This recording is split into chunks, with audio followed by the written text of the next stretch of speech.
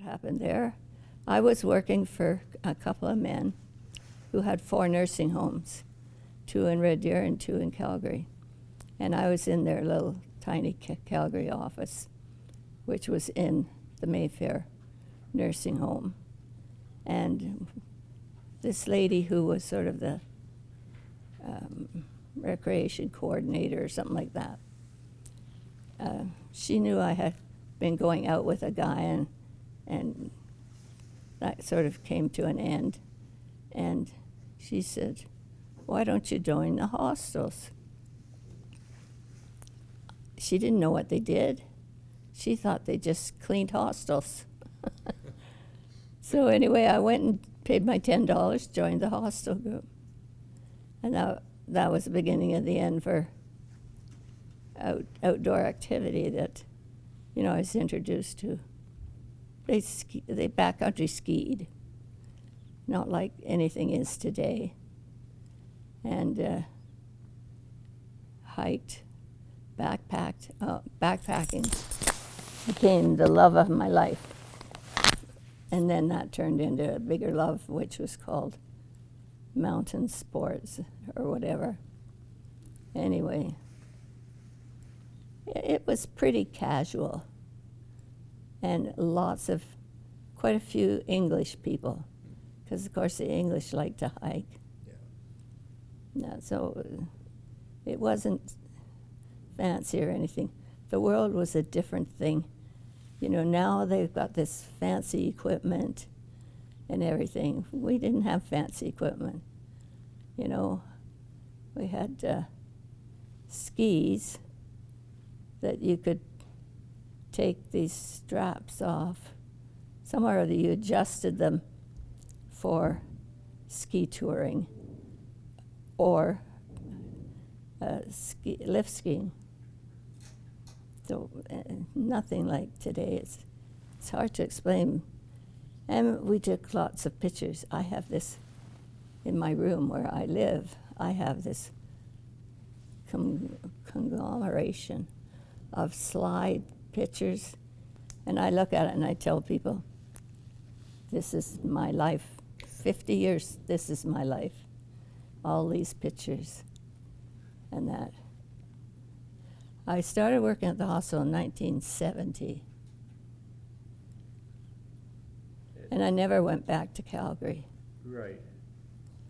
Well, a friend and I, 4 friends, we decided somebody told us you could stay at Skokie in one of the cabins for $1 a night, which was a totally wrong statement.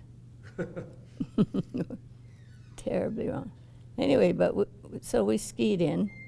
It was springtime. We skied into Skokie and discovered that you couldn't stay for $1 a night, but you also couldn't ski back from Skokie at that time of day. It was too late. So we slept on the couch overnight, and then the next day we skied back out. When we were at Skokie and chatting with Bert and June Mickle, they said they had all their summer staff but a cook. And Leslie looked at me and she said, "You can cook." And so I applied for the job as cook at Skokie for that summer. That was about 1972 maybe. And so I ended up at Skokie for that summer. Then I went back for the next summer, but there was a girl who I had been friends with who was interested in working at Skokie. So I recommended her for the job. Well, it turned out she was boy crazy. And this one guy, pedos, you know the pedos? Oh, yes. Yeah, the famous pedos. Well, one of them was working as a wrangler at Skokie, so that meant he was coming in and out with food stuff. And she was crazy about this guy. And he was terribly good looking. But I was something like 31. I wasn't a young sort of sprog and that. But anyway, for some reason, she took for some reason, she seemed to think that I was competition to her. And I mean, she's a young girl. I'm 31. So I'm the cook in the kitchen. And she's trying to chat up everybody. And this poor guy was just inundated with too many silly girls.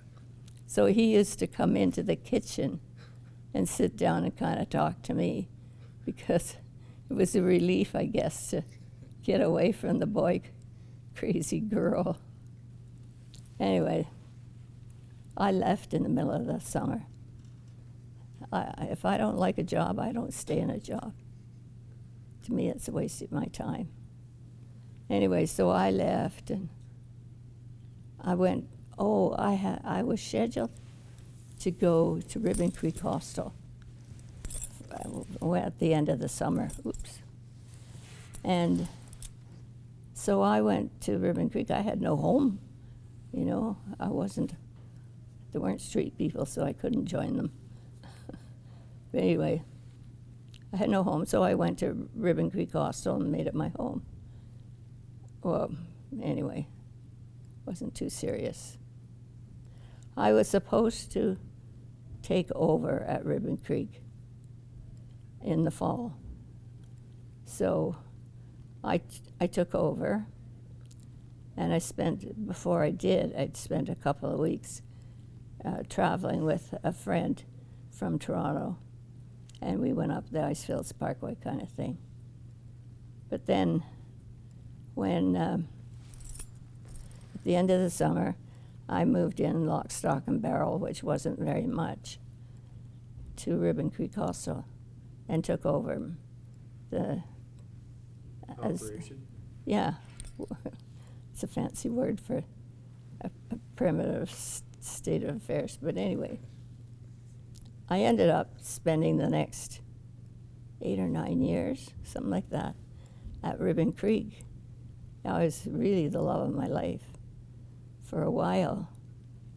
And then I left Ribbon Creek Hostel, and I went up to the environmental station, you know, the U of C, as a cook. So I got a job. It's just Because past the information center. I had been actually doing some work for them in their technical library. So part-time that way. So it's like I say, things just happen, or they fall into my lap or something. And being involved with that outfit, U of C, was a really good thing, because I did things that I wouldn't have thought of doing, especially with the organizing stuff for their library, on-site library, not in Calgary.